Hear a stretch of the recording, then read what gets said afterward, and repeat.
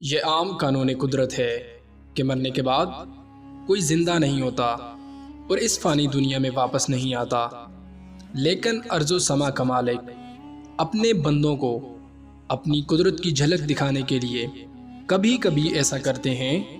ہر دور کے اندر کوئی نہ کوئی ایسا واقعہ ضرور پیش آتا ہے، یہاں تک کہ کوئی انسان مرنے کے بعد دوبارہ زندہ ہو گیا اور اس نے قبر کا حال سنایا اور پھر مر گیا۔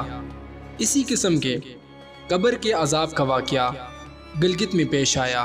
ایک شخص قبرستان کے پاس سے گزر رہا تھا، اس نے ایک قبر سے آواز سنی کہ مجھے نکالو، مجھے نکالو، میں زندہ ہوں۔ جب ایک دو مرتبہ اس نے یہ آواز سنی تو اس نے اپنا وہم اور خیال سمجھا، لیکن جب مسلسل آواز سنی تو یقین آنے لگا۔ چنانچہ قریب ایک بستی تھی، وہ شخص اس بستی میں آیا اور لوگوں کو اس آواز کے بارے میں بتایا اور کہا تم بھی چلو اور اس آواز کو سنو۔ چنانچہ کچھ لوگ اس آدمی کے ساتھ قبرستان آئے، انہوں نے بھی آواز سنی اور سب نے یقین کر لیا کہ آواز قبر سے ہی آ رہی ہے۔ اب یقین ہونے کے بعد ان کو مسئلہ پوچھنے کی فکر ہوئی کہ قبر کھولنا جائز ہے یا نہیں۔ چنانچہ وہ لوگ اپنے محلے کی مسجد کے امام صاحب کے پاس گئے اور مسئلہ دریافت کیا۔ انہوں نے کہا اگر تمہیں اس کے زندہ ہونے کا یقین ہو گیا ہے تو قبر کھول لو اور اس کو نکالو۔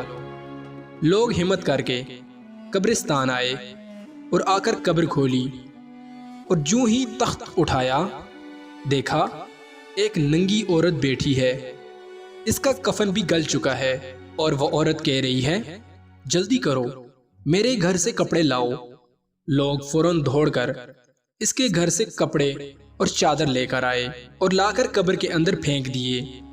اس عورت نے جلدی سے کپڑوں کو پہنا، چادر اوڑھی اور پھر تیزی سے بجلی کی طرح اپنی قبر سے نکلی اور دوڑتی ہوئی اپنے گھر کی طرف بھاگی اور گھر جا کر کمرے میں چھپ گئی اور اندر سے کنڈی لگا لی۔ اب جو لوگ قبرستان سے آئے تھے اس کے گھر پہنچے، اب ان کو وہاں جا کر پتہ چلا اس نے کمرے کو اندر سے کنڈی لگا لی ہے۔ ان لوگوں نے دستک دی اور کہا کنڈی کھولو۔ اس عورت نے جواب دیا کہ میں کنڈی تو کھول دوں گی، لیکن کمرے کے اندر وہی شخص داخل ہو جس کے اندر مجھے دیکھنے کی طاقت ہو، اس لیے کہ اس وقت میری حالت ایسی ہے کہ ہر آدمی مجھے دیکھ کر برداشت نہیں کر سکے گا، لہٰذا کوئی دل والا شخص اندر آئے اور آ کر میری حالت دیکھے۔ اب سب لوگ اندر جانے سے ڈر رہے تھے، مگر دو چار آدمی جو مضبوط دل والے تھے انہوں نے کہا تم کنڈی تو کھولو، ہم اندر آئیں گے۔ چنانچہ اس نے کنڈی کھول دی اور یہ لوگ اندر چلے گئے۔ اندر وہ عورت اپنے آپ کو چادر میں چھپائے بیٹھی تھی۔ جب یہ لوگ اندر پہنچے تو اس عورت نے سب سے پہلے اپنا سر کھولا تو ان لوگوں نے دیکھا کہ اس عورت کے سر پر ایک بھی بال نہیں، وہ بالکل خالی کھوپڑی ہے، نہ اس پر بال نہ کھال، صرف خالی ہڈی ہے۔ ان لوگوں نے پوچھا تیرے بال کہاں گئے؟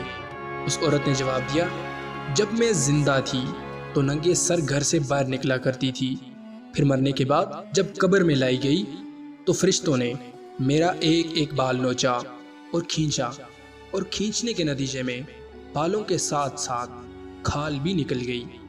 اس کی وجہ سے اب میرے سر پر نہ بال ہیں اور نہ ہی کھال۔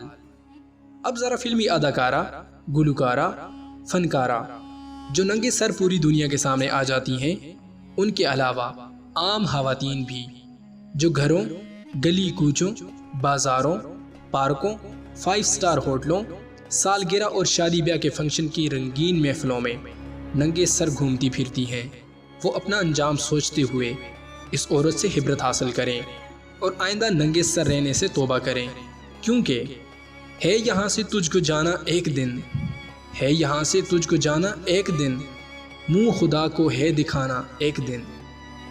اس کے بعد عورت نے اپنا منہ کھولا۔ جب لوگوں نے اس کا منہ دیکھا تو وہ اتنا خوفناک ہو چکا تھا کہ سوائے دانتوں کے کچھ نظر نہ آیا، اور نہ اوپر کا ہونٹ موجود تھا اور نہ نیچے کا، بلکہ 32 کے 32 دانت سامنے جڑے ہوئے نظر آ رہے تھے۔ ذرا سوچئے اگر کسی انسان کے دانت ہی دانت نظر آئیں تو کتنا ڈر لگتا ہے۔ اب ان لوگوں نے اس عورت سے پوچھا، تیرے ہونٹ کہاں گئے؟ اس عورت نے جواب دیا، میں اپنے ہونٹوں کو رنگین کرنے کے لیے سرخی یعنی لپسٹک لگا کر نامحرم مردوں کے سامنے جایا کرتی تھی۔ اس کی سزا میں میرے ہونٹ کاٹ لیے گئے، اس واسطے اب میرے چہرے پر ہونٹ نہیں۔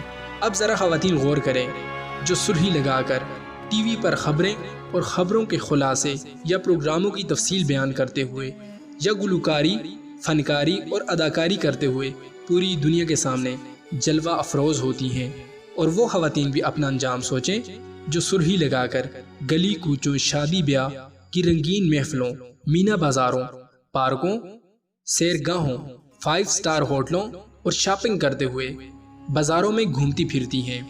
اس کے بعد اس عورت نے اپنے ہاتھ اور پاؤں کی انگلیاں کھولی۔ لوگوں نے دیکھا اس کے ہاتھ پاؤں کی انگلیوں میں ایک بھی ناخن نہیں تھا، تمام انگلیوں کے ناخن غائب تھے۔ اس عورت سے پوچھا گیا، تیری انگلیوں کے ناخن کہاں ہیں؟ اس عورت نے جواب دیا، ناخن پالش لگانے سے میرا ایک ایک ناخن کھینچ لیا گیا۔ چونکہ یہ سارے کام کر کے میں گھر سے نکلا کرتی تھی اور غیر مردوں کو دکھاتی پھرتی تھی اور ان سے چھپاتی نہیں تھی، اس لیے جب میں مرنے کے بعد قبر میں پہنچی تو میرے ساتھ یہ معاملہ کیا گیا اور مجھے یہ سزا ملی کہ میرے سر کے بال بھی نوچے گئے اور کھینچ لیے گئے، اور میرے ہونٹ بھی کاٹ لیے گئے اور میرے ناخن بھی کھینچ لیے گئے۔ اتنی باتیں کرنے کے بعد وہ بے ہوش ہو گئی اور مردہ بے جان ہو گئی، جیسے مردہ لاش ہوتی ہے۔ چنانچہ ان لوگوں نے دوبارہ اس کو قبرستان پہنچا دیا۔ بہرحال اللہ تعالیٰ کو یہ عبرت دکھانا مقصود تھی کہ دیکھو اس عورت کا کیا انجام ہوا اور اس کو کتنا ہولناک عذاب دیا گیا، تاکہ دنیا کے لوگ عبرت حاصل کر سکیں۔